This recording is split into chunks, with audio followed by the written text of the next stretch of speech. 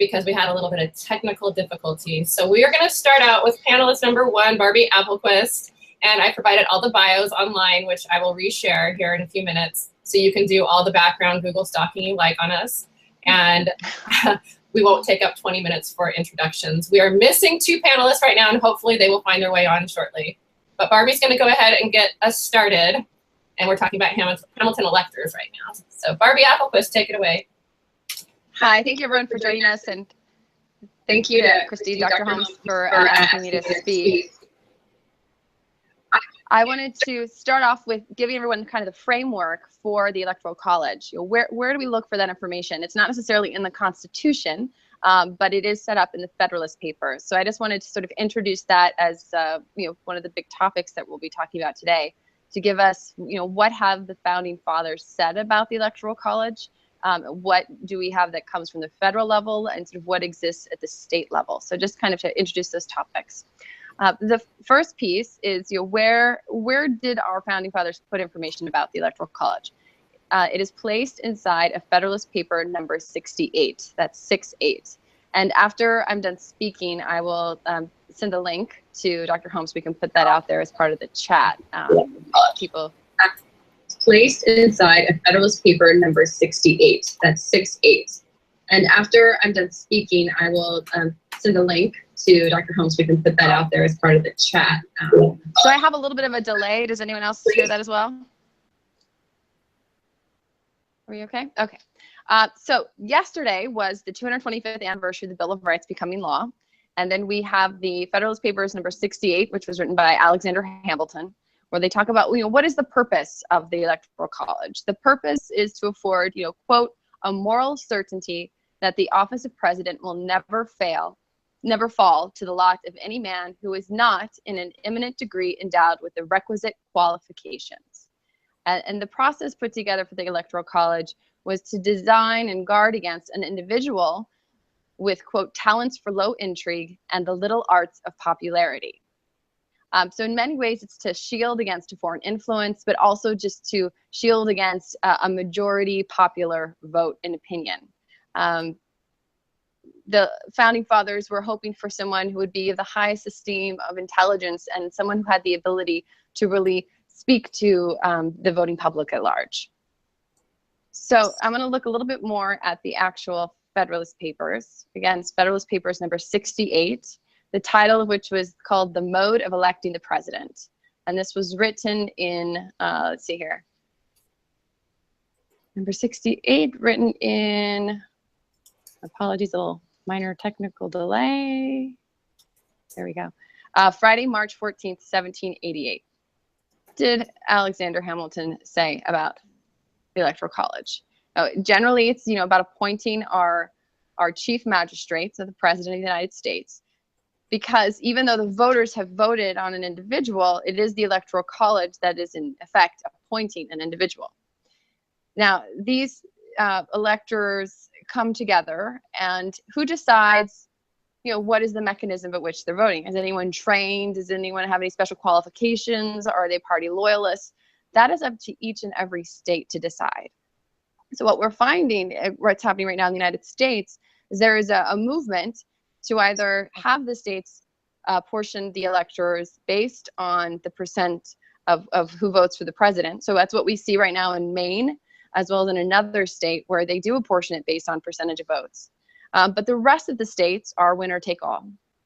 So if you've more than 50% of the vote, if you've one more than the majority of the votes, then you become the president that those electors will vote on for those states. So that's what the problem that we're having. We have a state as populous as California that voted overwhelmingly for Hillary Clinton, and then you have other states who are smaller in total population number and yet have a significant number of electors apportioned to those states, which will be voting in theory for Donald Trump.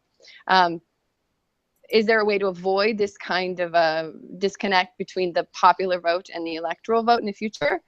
Yes, one way to do that is by each state legislature to designate that their electors will be voting based on a percentage of the popular vote. So again, that's what happened in Maine and in one other state. But for now, we have the system that we have. So what are some of the other precautions that we have, or sort of barriers that our founding fathers put together in this Federalist 68. And what we've identified is, it really just is talking to the better angels of their nature, really asking the electors to choose someone who they feel, to guard against the danger of having an elected official who is not a representative, not a senator, but someone who is more like the monarch, which they had themselves chosen to step away from. It really is just calling on the electors to make the best decision in many ways, who they feel is the most fit person as president. So we don't really have a lot of guidance from our Federalist Papers, from our founding fathers, outside of speaking to the moral character of who they hope is to be the most fit to be our president. So that's just kind of setting up what we have, what our founding fathers put together in Federalist Paper 68. And again, how everything goes back to the states. It's up to the states to decide how to apportion their votes. So that's just sort of setting it up. Thank you for letting me speak a little bit about that. And I look forward to hearing from the other panelists. Darshan, I think that you're perfect to go to segue right into that. You guys have similar background. You're on mute. Let me see if I can. Okay, can you hear me? Yep. Hi, I'm Darshan Wienik. Real brief background on me. I spent 4 years in the United States Army as a military intelligence linguist. I have a law degree and I was a litigation attorney for about 9 years. Now I'm back in school earning my master's degree in social work at the USC School of Social Work. And I'm here today to talk a little bit about the Emoluments Clause and why there's a strong case can be made that the electors, as was just spoken about by Barbie, that the electors have a duty to ensure that only a president who is fit to be, as she's pointed out, who is fit can be installed as president.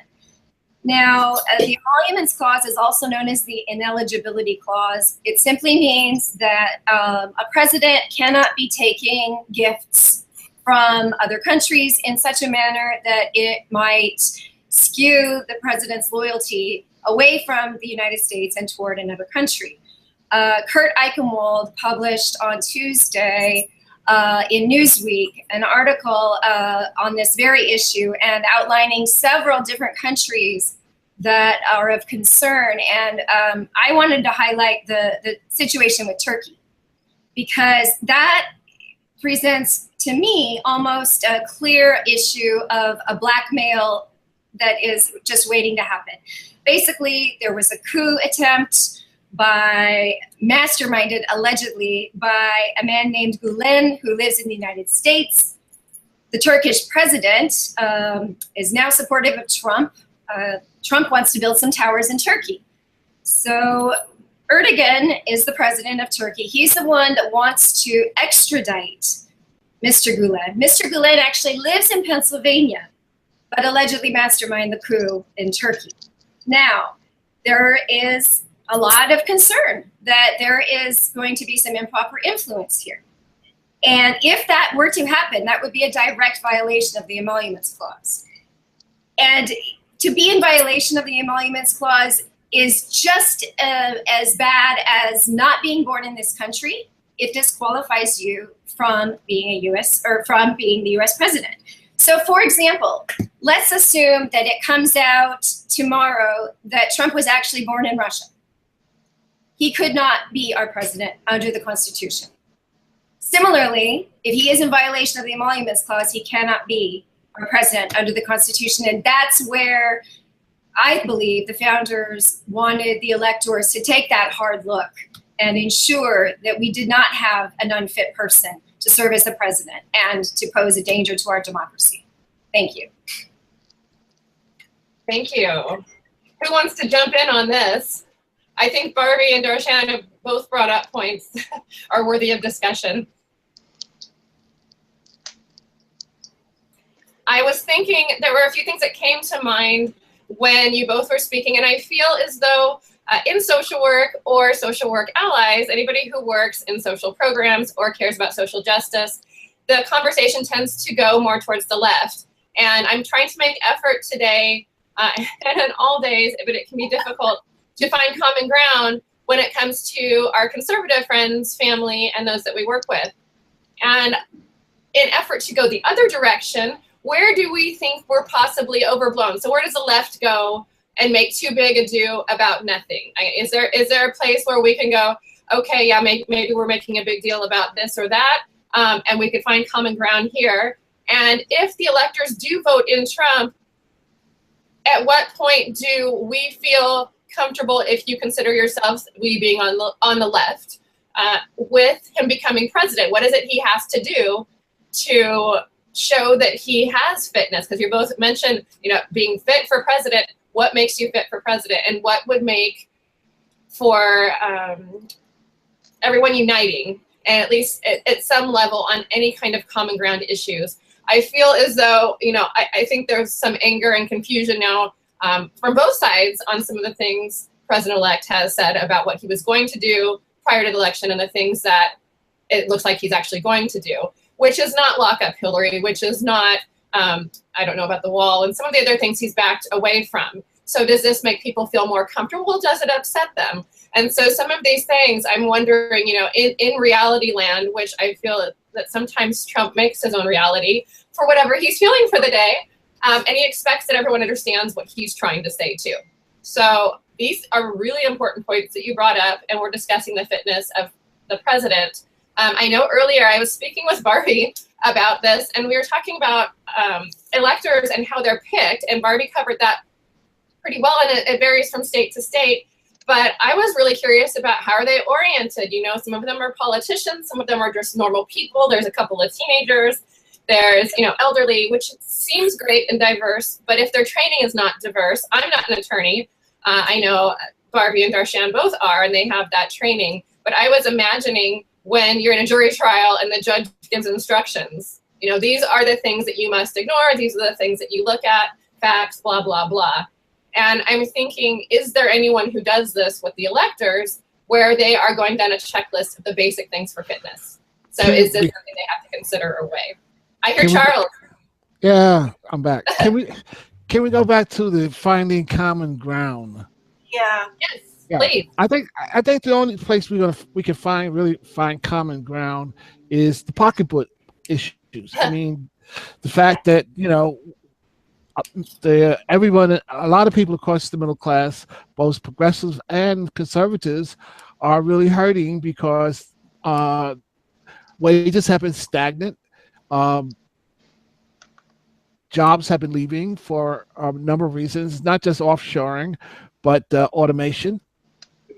But then President-elect Trump picks a guy to be the Secretary of Labor who promotes automation for his fast food industry. So I think that's where we find common ground. I think it's going to be hard to find common ground on social issues.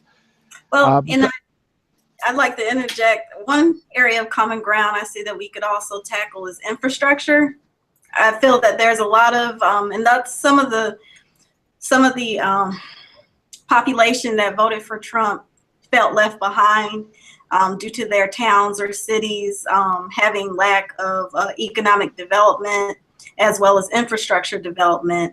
So I see common ground, like Dr. Lewis is saying, not only the pocketbook, but also with infrastructure. Another common ground element that I see in our future President Trump is people standing their ground and being passionate.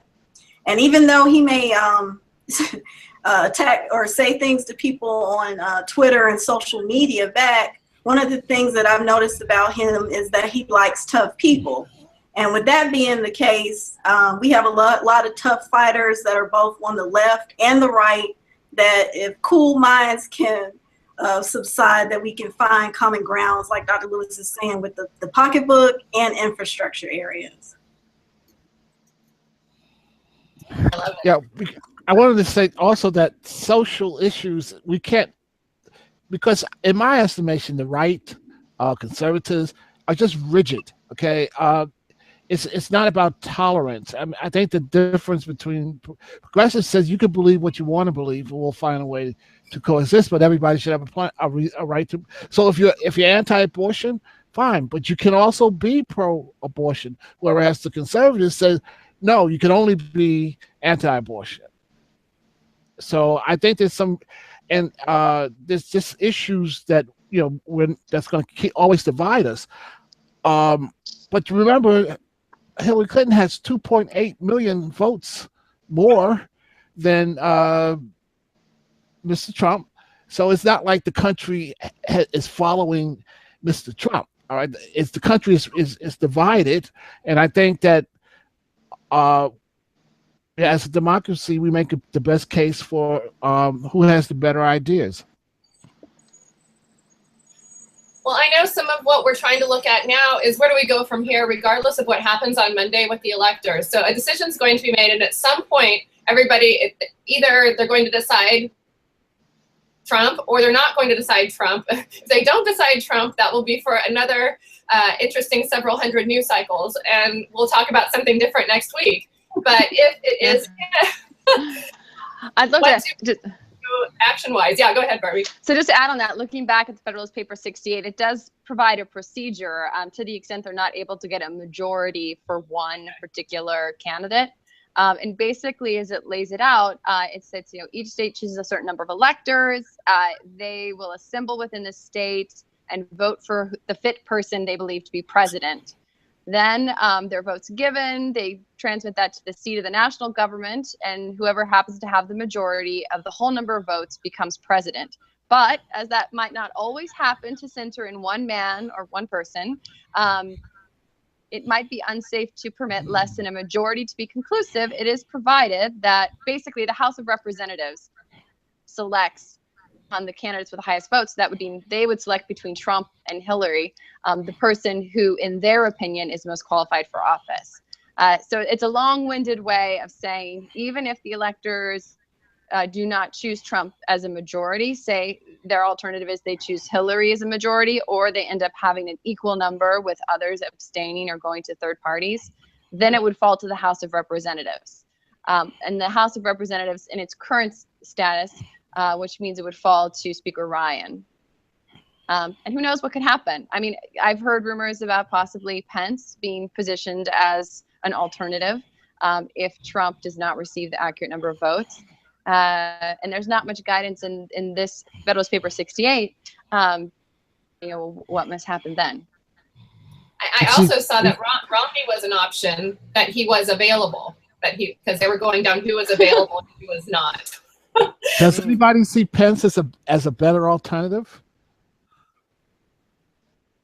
It's kind of like out of the frying. I think it depends on how you define better. I think that my understanding, based on what's happening both in conservative as well as liberal conversations, is that Pence has more institutional knowledge with respect to how government functions, having served as a legislator in Congress.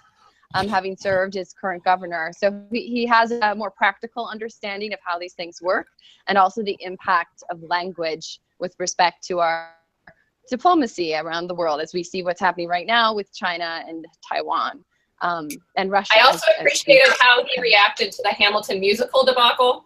Yeah. I feel like it would be better. I think in diplomacy, yes. I think that he would be more diplomatic, and that would probably affect our global relationships. Yeah, but positive way. I do have hesitation when it comes to women's rights, though. I agree. In those instances, I do have caution and worry when we think of a Pence presidency. And also, I agree with you. Saying meeting people halfway. So. Having people that are somewhat in the middle, that are not hard right or hard left, with someone like Pence, some of his ideologies seem to be hard right to the right. So being able to sit down and talk to him is one thing, but being able to negotiate things such as women's rights, reproductive rights, and things of that nature would be a whole different situation. Agree. I agree. I think the same could be said with our LGBTQ friends, those who are, dealing currently with a lot of bias that's existed in the state of Indiana. I worry about marriage equality and our friends who are, married because it's constitutionally available at this point, and he might have the wherewithal to change that. So I agree with you with respect to women's reproductive rights as well as to LGBTQ. Well, what percentage chance do you individually believe that anybody other than Trump will prevail in the Electoral College on the 19th? I think we're going to see a Trump presidency. I don't see any chance that it's going to be changed, either through the Electoral College or any other mechanism. So I myself am preparing for a Trump presidency. I was wondering when we were discussing earlier as well about the Electoral College and the training of the electors. I'm wondering that over time, because it's been hundreds of years, correct, where we have this fail-safe, but it's only been used a couple of times.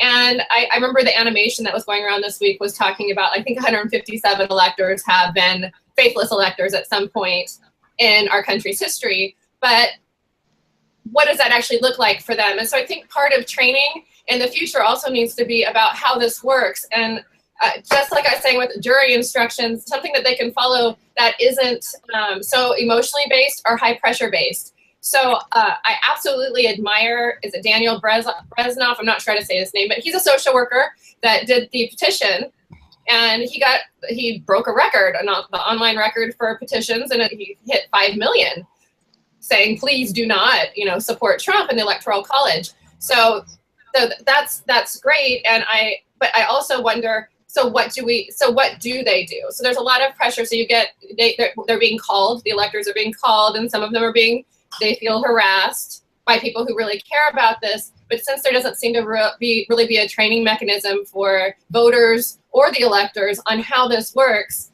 it's just a bit chaotic.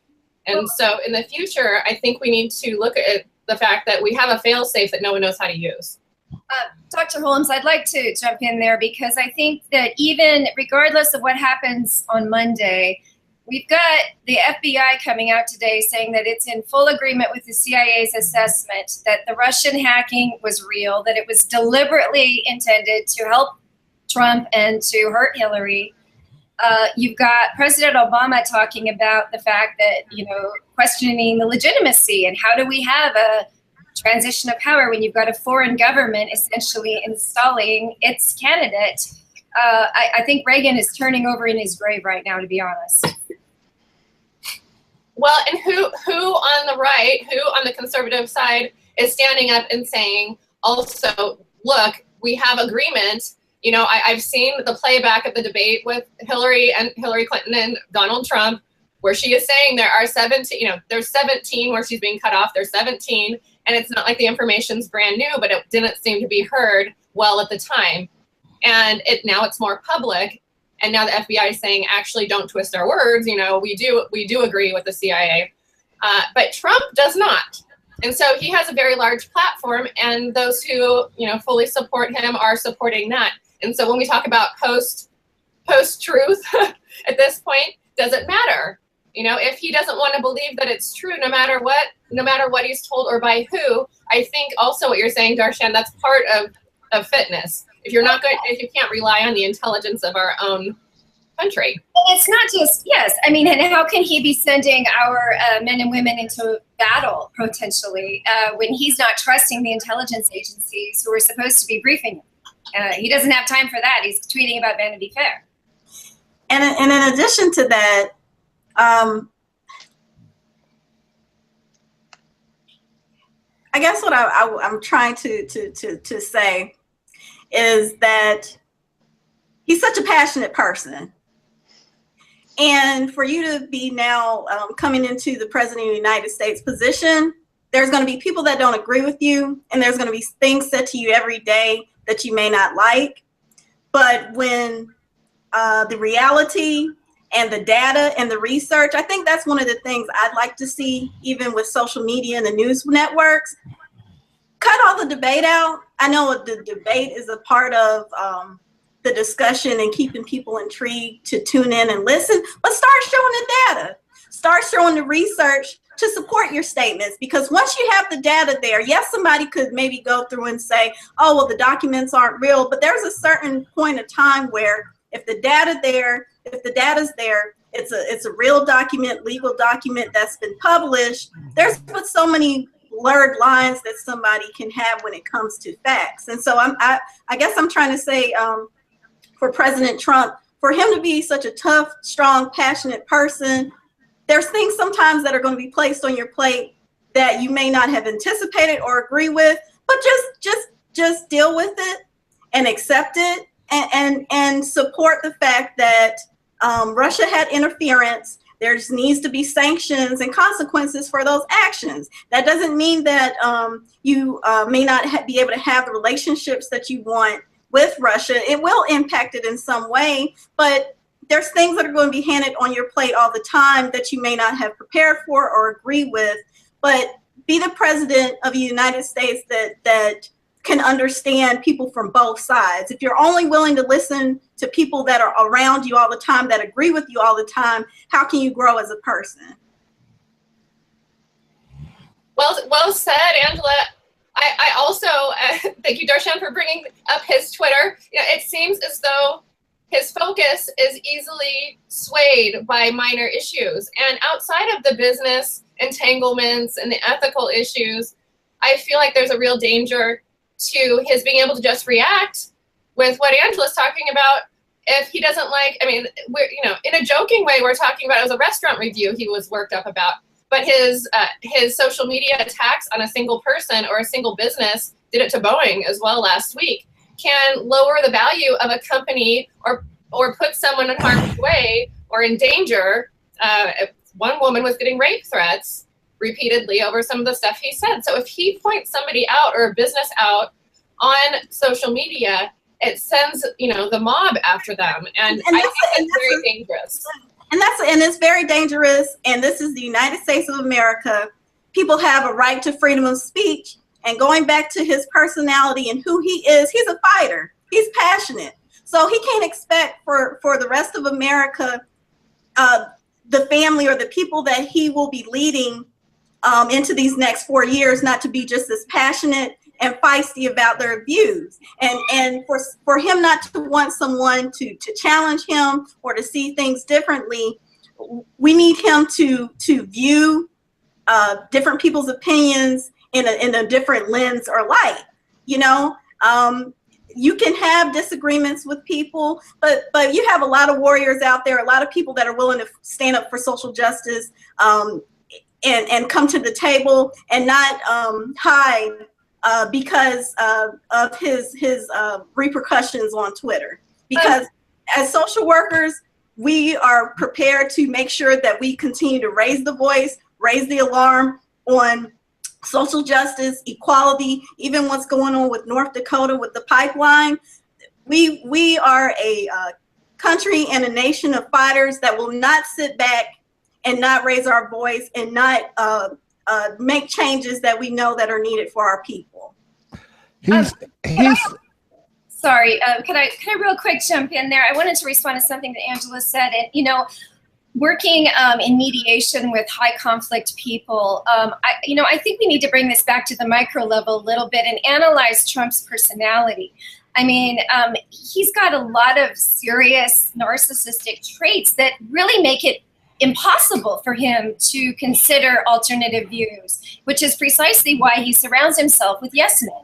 I mean, it's, he knows how to pander. He knows how to say, lock her up. Hey, that played great during the election, but we're not going to do that now. We've never seen anything like this. I've never seen anything like this in terms of a candidate. And I mean, you've got people like John McCain, saying the same thing. So I think, to say that, we can hope he's going to do this, but he's a 70-year-old man. I don't think he's going to change his personality right now. It's very concerning. I am for one, am not hopeful that he's going to listen to anybody but himself. That's what he does. Right. And that's my thing. If we do not receive his understanding or blessings, everybody will well, from everyone that I'm speaking to, including you, we are prepared to like I said, go on the Hill, Yes. rally people, protest, change legislation, and will he ever be able to meet us halfway? Like you were saying, he's 70 years old, in his 70s. That's hard to say, but we will definitely make sure that we do not fall back on our stances for these different areas critical for the Americans. Yes. Charles, I know you're trying to talk. It's harder when we can't see your body. Well, yeah, I was going to emphasize the point that he was 70 years old and he's not going to change. But the one thing that troubles me the most is he's impulsive. So you don't know what you're going to get from him. That they say that it's the last person that gets his ear that determines the policy. And so, who knows who's going to get his ear last? I mean, if we look at several things he's done in terms of foreign policy, it's scary. Like appointing the new ambassador to Israel, the lawyer Freeman, who now who wants to move the embassy to Jerusalem, and who says no, there's no need for a two-state solution. So when you have those kind of things popping up, because you don't know, there's no way to anticipate and to be prepared for anything that he's going to say. Well, and Charles, I think to tag onto that is we haven't even started yet. So right, he's not even president. He's not 4 years hasn't. Yeah, we haven't even started yet, so we're not sure what's actually going to happen when he is president or how to react, which is why before we're done today, I want to make sure that we all talk about some sort of action items, things to do. We can talk about things that we can do about the Electoral College if you like, because that happens on Monday, and I don't know how much can be done at this point and what's happening. I haven't looked today on the latest. But assuming, as Charles says, there is a Trump presidency, what action steps do we need to take as social workers, as allies, as people who care about social justice, or things they believe that are going to be in danger, whether it's a certain person, people group, or policy? What do we do in order to make sure that we don't lose ground on things that we find are important, and what not to waste our time on? I think that's important to also talk about. What are the things? Do we really think it's LGBT marital rights are going to be rolled back? A lot of people don't think so. So if we don't think it's going to, do we spend our time there? Do we not spend our time there? So rather than fighting cultural wars that nobody wins, what can we do in order to, progress or not roll back at least things that we care about deeply? And we also don't want to make a greater divide, which, I might be asking the impossible, but what can we actually do?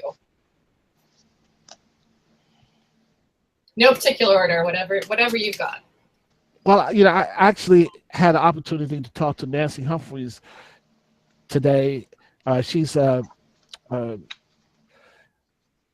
proponent of political social work, and actually probably the originator of this idea of political social work. And she says two things that she said. One is that we do have to take to the streets. I'm not really a protest guy. I'm a policy guy, but sometimes you have to. And she said, as social workers, the one things we have to be careful is that we have to engage with people outside of our profession, so that it's that we can't work in silos. That we have to form coalitions, across the board, and learn how to work together. And how do we do that? That's our hardest. That is our hardest. Well, we're doing it now. We're social workers, but we have lawyers here. We have public health people. We have to. And I think social media is definitely going to be a medium that we can use to fight back. Right now Donald Trump is seems to be the I don't know what to call him in terms of social media, but he seems to have an advantage, I would think, in social media. But there are others. I know he's got a lot of followers, but I guess celebrities have followers too, right? And then maybe we have to learn how to engage them so that we can have a wider audience in social media, because that could play a big role in the years coming up.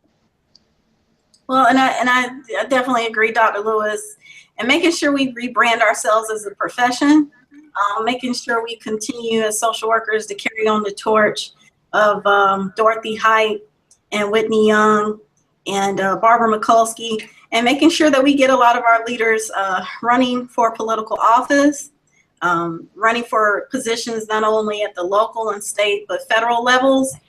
And also, like we do with different events, like you said, Dr. Lewis, everybody's not a protester necessarily, but some people can donate to a cause that they know are effective and have effective action items.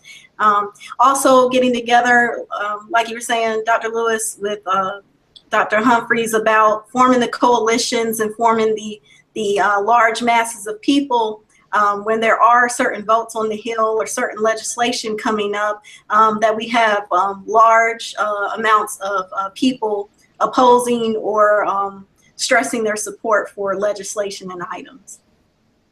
Yeah, I'm going to the Million Women's March. Oh, that'll be fantastic. Oh, wow. I'll meet you there. I'd like to just add to that. I think that we need to make sure to support a free and open press. I know that there is concern about what's fake news and real news, and hopefully the industry will find a way to establish standards to help readers evaluate that. I hope that we do not see a freezing or a closing of the press because of one viewpoint saying that's inaccurate, that's not right. But I think that makes it very important that social workers in particular, to the extent they are able, tell the stories on that micro level of the people who are directly impacted by these decisions. I know that you're bound by certain laws and rules about what you can disclose, but to the extent individuals are willing to tell their stories, that the social work field really does, support those individuals in doing that, and also can aggregate the information so that it's not just anecdotal evidence, but it's also, strong quantitative evidence that these are the direct impacts of certain legislation or, other things. Because we will see a chilling of free speech. I think it's going to be inevitable. But by making sure that the stories are out there of what's happening to people on a day-to-day basis will be important. And to add on to that, one of the best ways that we can ensure the vibrant free press and not just sound bites and clickbait is to buy subscriptions to newspapers. I mean, literally go out there and spend that $4.99 a month to get that digital subscription to the New York Times. I did that. I finally did that. WAPO, LA Times, New York Times. These are the journalists in the trenches that are doing the hard work, and we have to support them. We can't expect them to do this work for free. That's correct. And one of the people that I found commonality with lately, even though I might disagree with certain views, is Megyn Kelly. I listened to her interview on NPR, and I admired her courage and her being under fire at that time, and listening to the death threats and the heinous actions that were going on with her, towards her and her family. And we started following her on Twitter to try to show support for her, and also just following her. And even though, like I said, I might not agree with some of the things that she says, I do admire her passion and the fact that she did not sway with all of the threats that came her way for standing up for her beliefs. I know you can't see me, Barbie, but I was shaking my head, nodding in approval through your whole talk, because I think that is a great point that you made. Yeah, we can. I mean, we are close to the people, and I think we can tell those stories. Stories can really be powerful, and not only tell the stories, but aggregate them as well. So yeah, I'm going to remember that. Thank you. You know, all social workers ethically are responsible to be involved in political issues, especially with simple phone pickups. And I feel like we've gotten away from that the more that social work has turned towards in the past decade or two. And Charles, I know you've talked about this before as well, that we've been focused very much on clinical work and private practice therapy, and a lot of our licensing issues have been placed around, you know, good practice on an individual basis, rather than making sure that we've trained every single MSW who graduates how to feel confident in picking up the phone and calling a representative. And I can't tell you, I mean, Darshan was there on one of them, but almost none of the students in my class have ever done it. And they get out of school, and we're supposed to be empowering our clients and our communities to do it, but we don't feel comfortable doing it ourselves because it's a little awkward. And even Charles, when you said I'm not a protest guy, we all have our things that we don't feel super comfortable doing, but unless you attend a protest or you pick up the phone, it's harder to feel comfortable there. So it's hard to help our communities understand the best way to get attention if we aren't willing to do it ourselves. And I agree with you. I don't know that I've been to a protest, but not on purpose, put it that way. But, and the other part of protest, and Angela, when you were talking, I was worrying because I've listened to so much, you know, passion's a nice word for it, but, you know, angst and hatred towards those who actually protest, and there isn't the right way to protest. So it depends who you are and what you're doing. And Darshan, I know we talked about this before, on the pipeline there just wasn't as much hatred because there's this weird and understandable guilt, I think, that we have towards Native Americans in this country. And so when there was protests there, it was amazing to see so many bipartisan, like everyone I was seeing in my own social media feeds being supportive, but it's not the same thing for Black Lives Matter or any of the other protests we've seen, you know, from Occupy Wall Street on. There is a lot of dismissiveness and mean-spiritedness, and it gets attention, but I don't know that it's necessarily the right attention, but it doesn't mean don't do it. So that's one of those action items that I really feel like we've got to explore for social justice issues when it comes to protesting. Who's allowed to protest as far as media is concerned, and how are they going to cover it? If they're only going to cover dumpsters burning and the 5 people looting, and they aren't going to cover the 10,000 people standing quietly with signs, Right. what are we going to do about that? You know, how do we bring attention to the right things? Well, the coalitions and the masses and coming together is a wonderful thing. And I've seen how, like you were saying with the North Dakota experience, a lot of that, the cooling of hearts or coming together can be attributed to social media, and just trying to break through to people to that. I think that's an area that social workers, I challenge social workers to I guess social justice solutions sometimes can say sometimes we're little superheroes, but I challenge social workers to be at the forefront of humanity and bringing people together in those heated moments. Just thinking back on sometimes even though I wasn't involved in the civil rights movement, just seeing how those methods were utilized, the good or the people that stuck to trying to find those commonalities were able to get people to listen in the end. And there's some that will never come around and come to the table, but there's a certain empathy that comes into place when you can find those common grounds, those little small simple things. I attended the Million Man March, and you know it was a wonderful event and a big deal. But I was, 6 months later, I was disappointed because there was nothing lasting came out of it.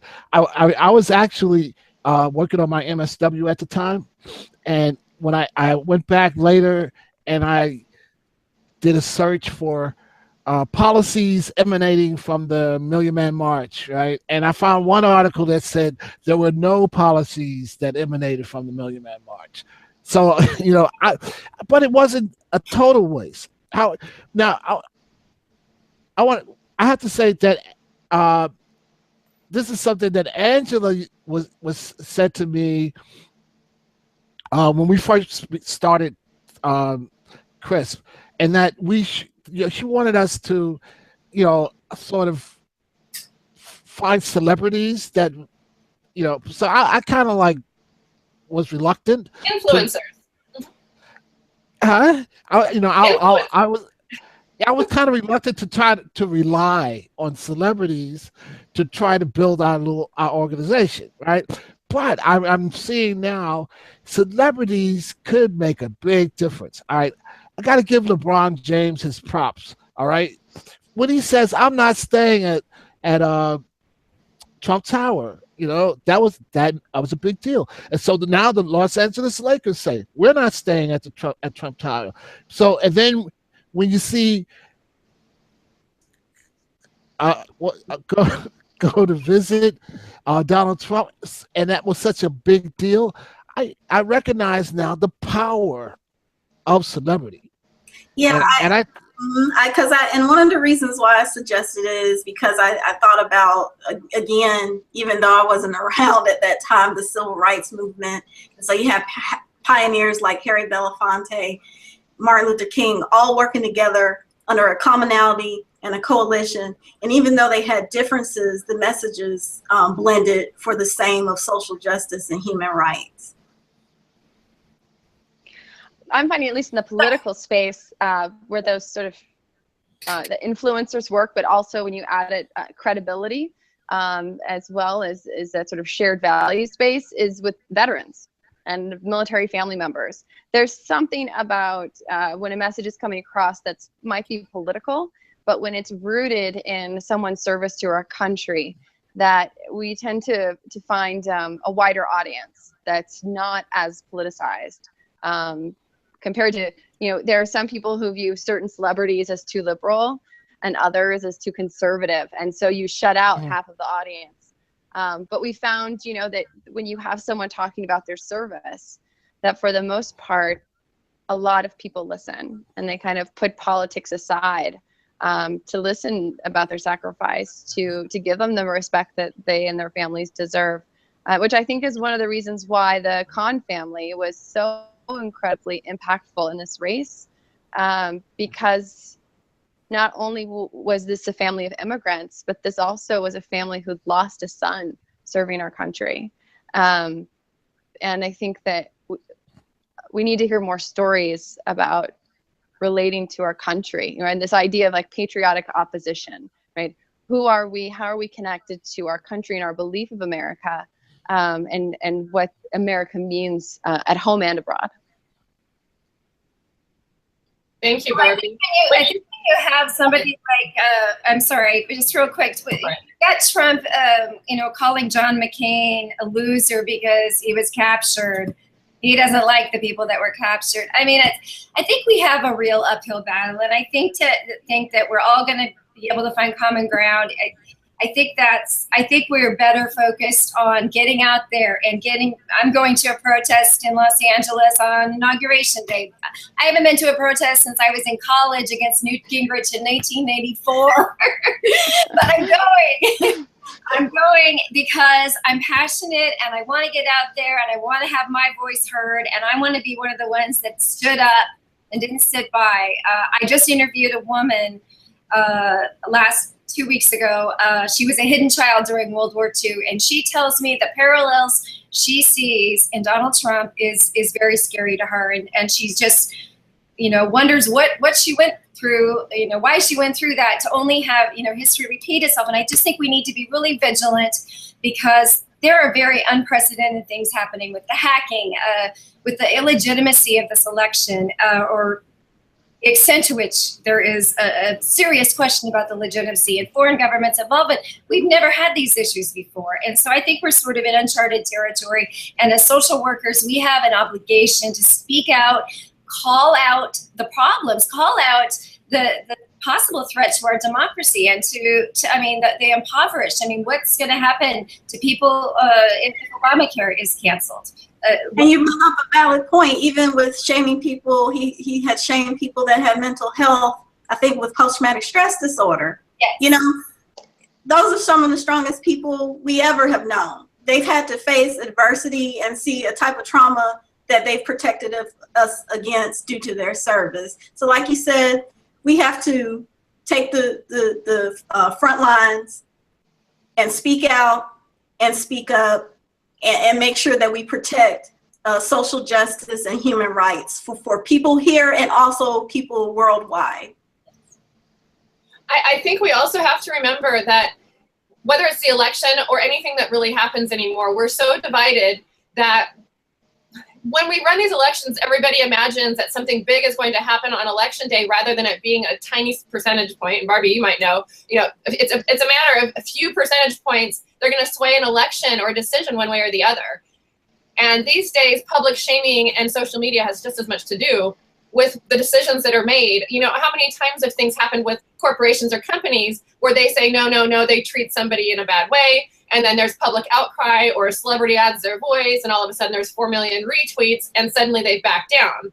And so sometimes the way we're voting or using our voices is very different now. And when Darshan said uncharted territory, yeah, we're right here, right now. We have things with hacking and the way we all use our voice that we're not really sure how to move forward because there's such this middle ground part where you can have an audience. And I think Barbie brought a great point in talking about vets and service, tying it to our country or common values can be really difficult, but we do have to find ways to do it, no matter what happens after Monday. So we can't approve of terrible behavior or terrible actions, but we do need to focus on, say, vets PTSD or mental health. And so that we can reach more people from both sides if we're talking about specific stories or specific policies, rather than getting fights about things that don't actually matter to that discussion. So we can't get in fights about abortion and gun control while we're trying to get mental health services for vets. And a lot of times we tend to lump everything together because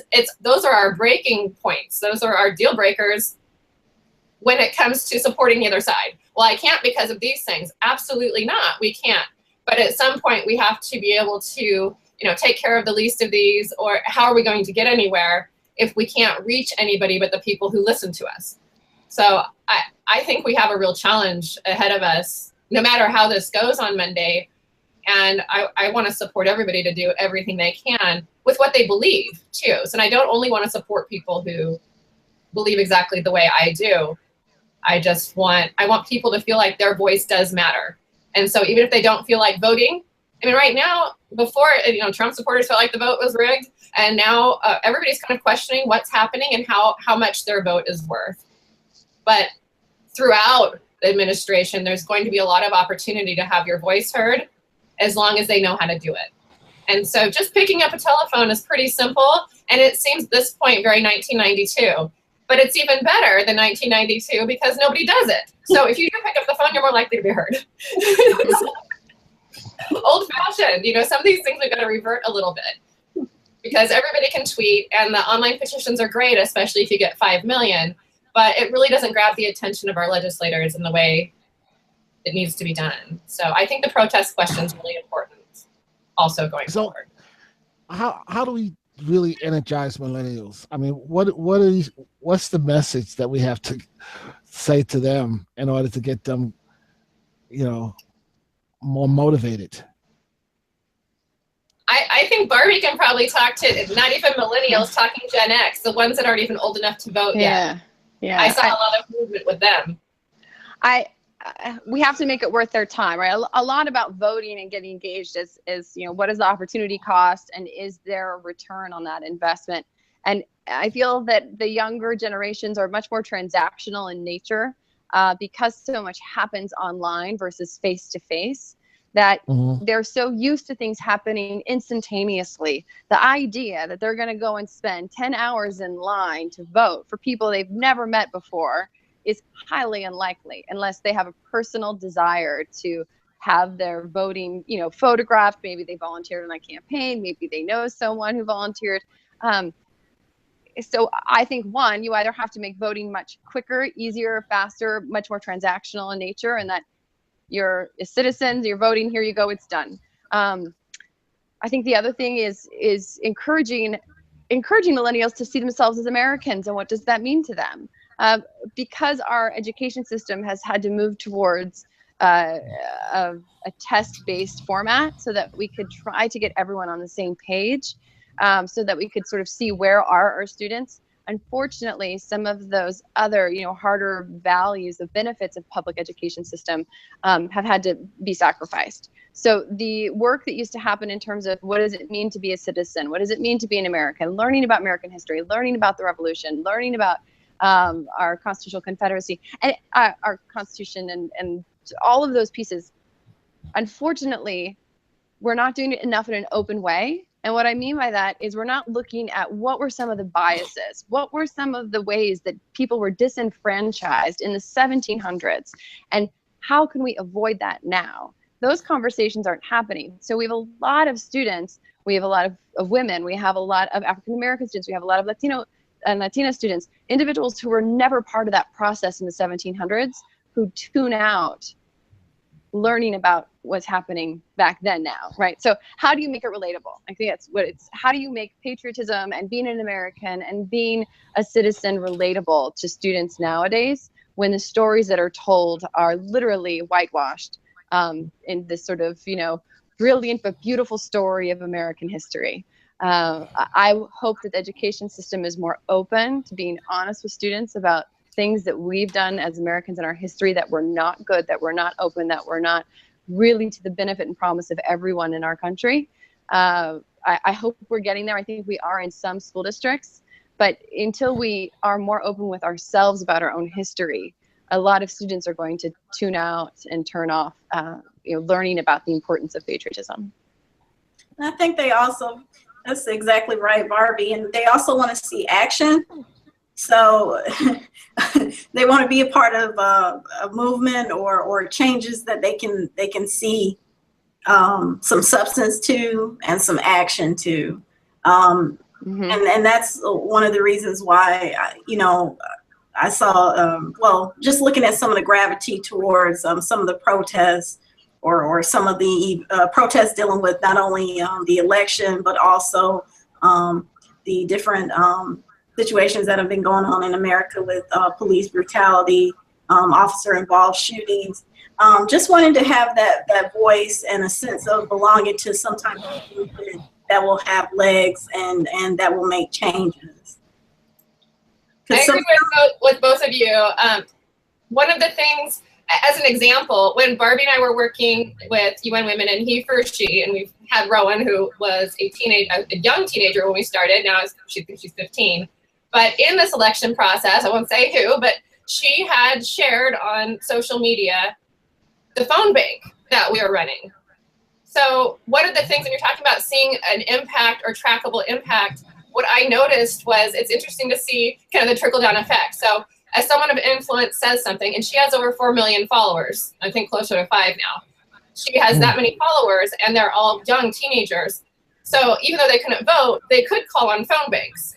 And so as soon as she tweeted that, we immediately had like 330 callers.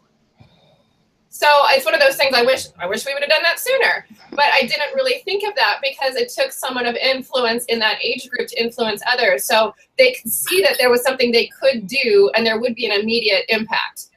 And they were able to see it and track it. And so when I tweeted it, this is how many calls we made. Oh, we covered North Carolina or whatever it was just on Get Out the Vote.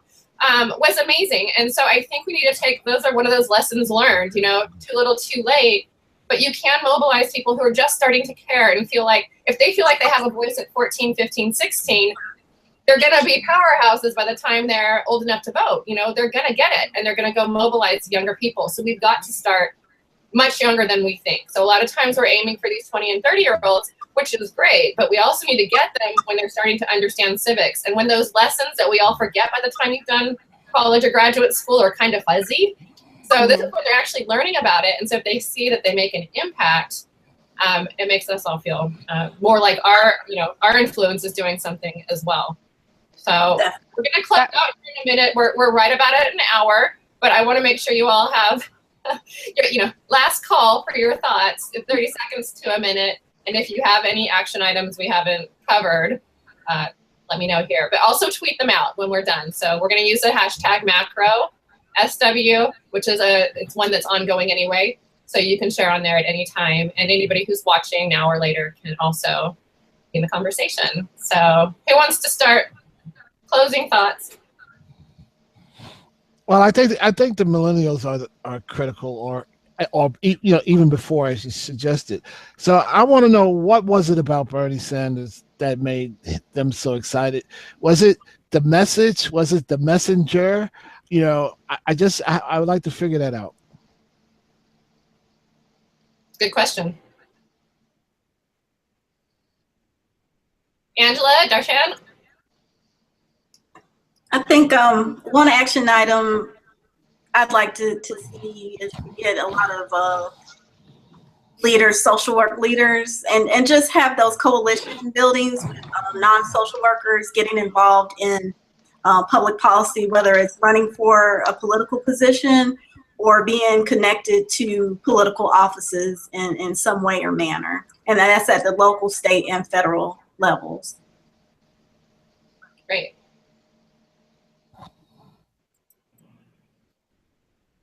Darshan, your turn.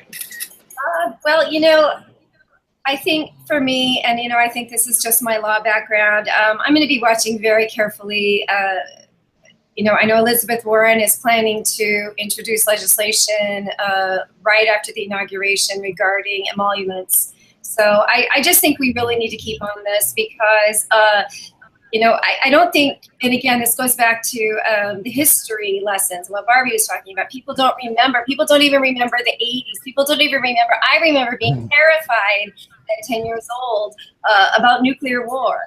So, I think we really just need to ensure that that there are people in Congress that are going to help fight to ensure that our country is protected going forward. And all we can do, if all we can do is pick up the phone, then we should be picking up that phone.